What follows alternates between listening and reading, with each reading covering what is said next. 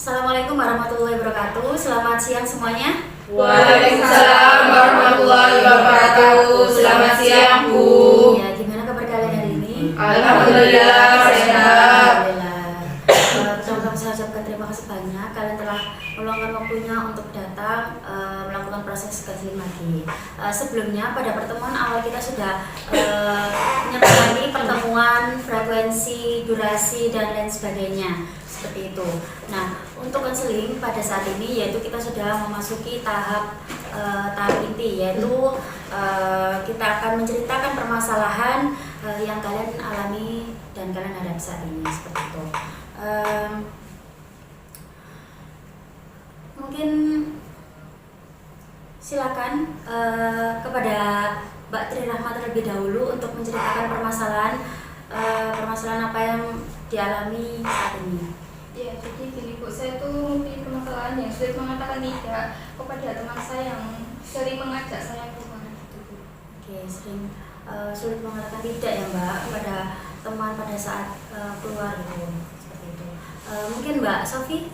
Kalau dari saya sendiri, saya kurang tidak bisa menolak ajakan teman saya ketika teman saya mengajak saya keluar, Mbak, seperti itu. Oke, sulit mengatakan tidak juga ya, sama seperti Mbak Tri Rahmat. Ya, betul. Oke, selanjutnya Mbak Ariela. Ya, kurang lebihnya juga sama. Saya itu selalu mengiyakan permintaan atau ajakan dari teman saya kayak gitu Bu, yang dimana teman saya ini mengajak saya main atau jalan-jalan gitu, saya tidak bisa menolaknya kayak gitu. Oke, sulit mengatakan tidak ya Mbak pada saat diajak teman saat jalan-jalan sama seperti itu. Oke, selanjutnya Mbak Rajeng. Kalau saya ya sulit untuk mengatakan tidak dan selalu mengiyakan kayak permintaan duluan gitu loh Bu, teman saya seperti itu. Oke, sama ya, seperti teman-temannya. Iya. Oke, baik, dari permasalahan yang telah kalian jelaskan tadi ya, dari skala 1 sampai 10 ya. Dari 1 itu skala yang paling rendah dan yang ke 10 yaitu skala yang paling tinggi. Dari kalian sendiri, dari skala berapa permasalahan kalian? Mungkin Mbak Rajin terlebih dahulu. Mungkin 9. 9 ya Mbak. Oke, cukup tinggi sekali ya Mbak Rajin ya. Oke, selanjutnya Mbak Ariela. 8 sih. 8. Oke, Mbak Sofi. 8. Mbak Rahma. Ya, saya juga 8 Bu. Ada yang 9 dan ada yang 8. Tapi yang 9 dari Mbak Rajeng ya Mbak, karena skala Mbak Rajeng lebih tinggi daripada teman-temannya, seperti itu. Oke, apakah yang lain sepakat untuk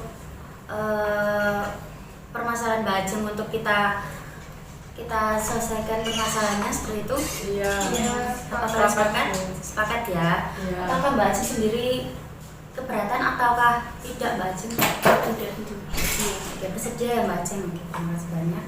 Oke, baik. Silakan untuk menceritakan permasalahan yang Mbak Ajeng alami saat ini. Mungkin bagaimana sih perasaan Mbak Ajeng pada saat itu ketika Mbak Ajeng diminta tolong oleh teman Mbak Ajeng? Gimana sih perasaannya? Perasaannya soalnya tuh biasa aja Bu, tapi makin lama tuh kayak ya pasrah aja sih Bu, perasaannya. Cuma pasrah aja ya Iya. Mbak. Oke. Kira-kira pada saat itu sejak kapan sih Mbak Ajeng merasakan hal seperti itu? Di waktu perkuliahan sih. Bangku perkuliahan. Oke. Sekitar berapa ini waktunya dari? Sebenarnya sejak 2 tahun terakhir Bu, tapi hanya saja di tahun ini tuh kayak lebih sering muncul gitu Bu, perasaan tersebut. Oke, bisa muncul 2 sampai 3 tahunan ya Mbak. Oke, dari teman-teman yang lain, apakah sama seperti Mbak Ajeng ataukah mungkin ada pendapat yang lain? Iya, Sama sih, sama Bu. sejak kuliah. Sama di bangku perkuliahan juga. Iya. Oke, baik. Kemudian selanjutnya apa yang Mbak Ajeng lakukan pada saat itu? Awalnya ya membantu, tapi makin lama itu kadang tuh ya saya iakan tapi kayak saya tunda gitu Bu.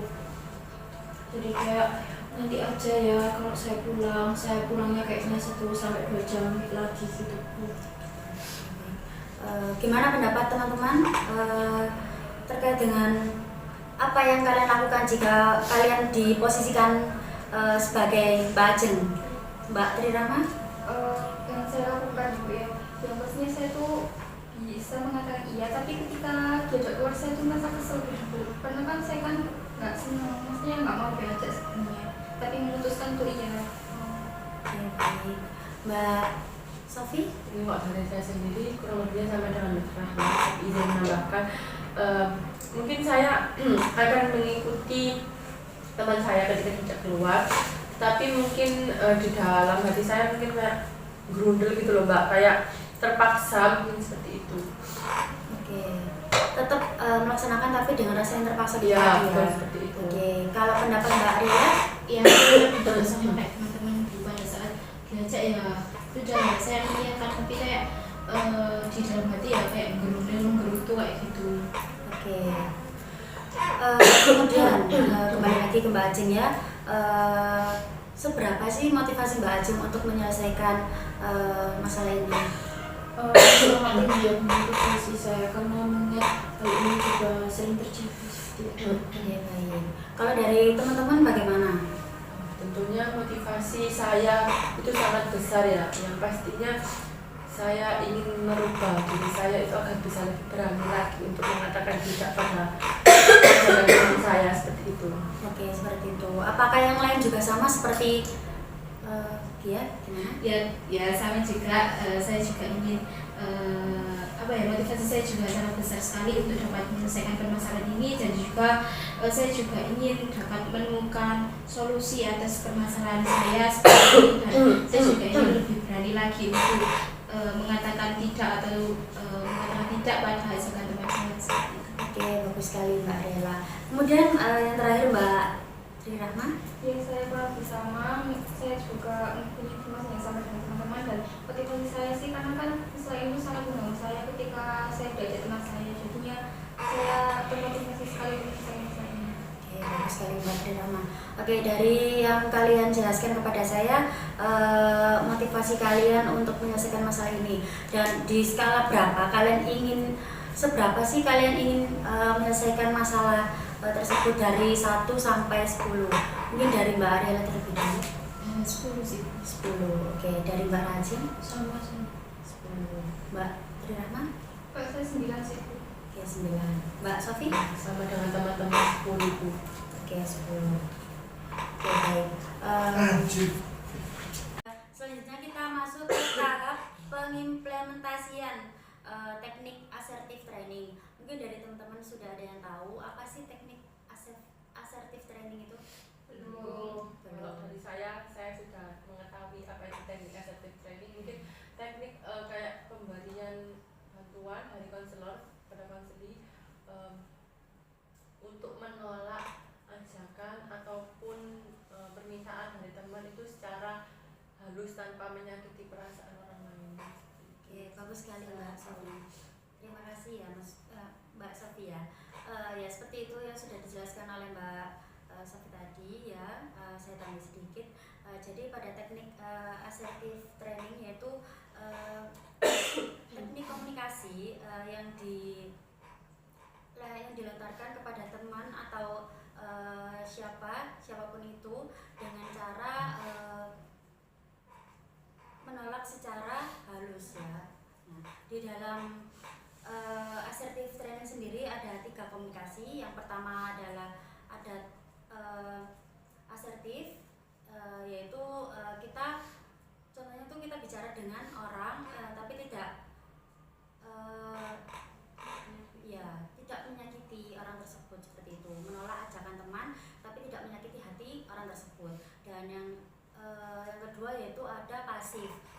Dalam pasif ini bisa diibaratkan seperti kalian jika diajak teman kalian itu manut-manut aja, kayak ayo ikut aku ke sini, ayo. Nah, itu namanya pasif.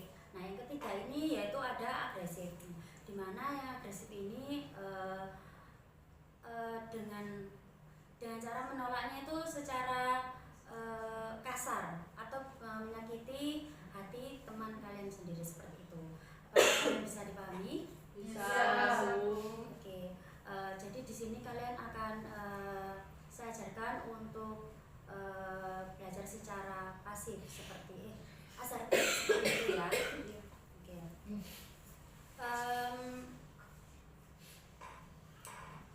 Mungkin kepada Mbak Ajeng ya, tadi kan Mbak Ajeng ini sulit untuk mengatakan tidak jika teman diminta tolong kan. Ya, gimana sih menurut Mbak Ajeng sendiri, gimana cara berbicara secara pasif asertif tadi? Kalau mungkin dari teman saya, kalau misalkan ingin meminta bantuan ya Bu, mungkin saya kayak mengatakan bahwa ya sebenarnya saya ingin membantu, hanya saja mungkin saya masih ada di kampus. Bagaimana kalau nanti pulang dari kampus kamu hubungi saya lagi, seperti itu Bu. Oke, baik, terima kasih. Selanjutnya Mbak Ariela. Untuk komunikasi yang asertif Ya, contohnya Ariela, yuk nonton bioskop yuk hari ini. wah kayaknya seru dan asik banget ya, tapi untuk hari ini mungkin saya nggak bisa, gimana kalau besok saya free. Oke, bagus sekali. Selanjutnya Mbak Tri Rahma, kalau misal ada teman Tri Rahma nih yang ngajak liburan ke pantai gitu ya, Tri Rahma ayo kita ke pantai yuk besok. Bosan banget nih ke pantai, tapi hari ini saya ada tugas banyak dan ke kuliah juga. Mungkin besok aja kalau saya lebih free. Oke, bagus. Selanjutnya Mbak Sofi, contohnya tentang ini ya Mbak, sama seperti yang tadi ya, Mbak Sofi, yuk nongkrong yuk. Wah, kayaknya seru kalau kita nongkrong bersama. Mungkin lain hari ya, karena hari ini saya sedang capek, mungkin besok atau minggu depan bisa. Oke, baik. Jadi kalian sudah paham dan bisa ya untuk melakukan teknik asertif tersebut ya. Oke. Jika nanti setelah konseling ini berakhir ya, saya memberikan tugas ke kalian untuk melakukan teknik tersebut ya di kehidupan sehari-hari kalian. Ya, apakah kalian bisa? Ya, bisa. Baik. Saya akan jadi untuk pertemuan selanjutnya saya akan memantau perkembangan kalian, sudah seberapa jauh kalian ada perubahan seperti itu ya Mbak Ajeng dan teman-temannya ya. Oke. Mungkin waktu kita sudah sampai 60 menit ya, maka akan kita akhiri untuk proses konseling ini. Apakah dari sini ada yang ingin dipertanyakan lagi? Tidak ada. Oke, jika tidak ada maka konseling ini maka kita akhiri. Terima kasih semuanya. Wassalamualaikum warahmatullahi wabarakatuh. Waalaikumsalam.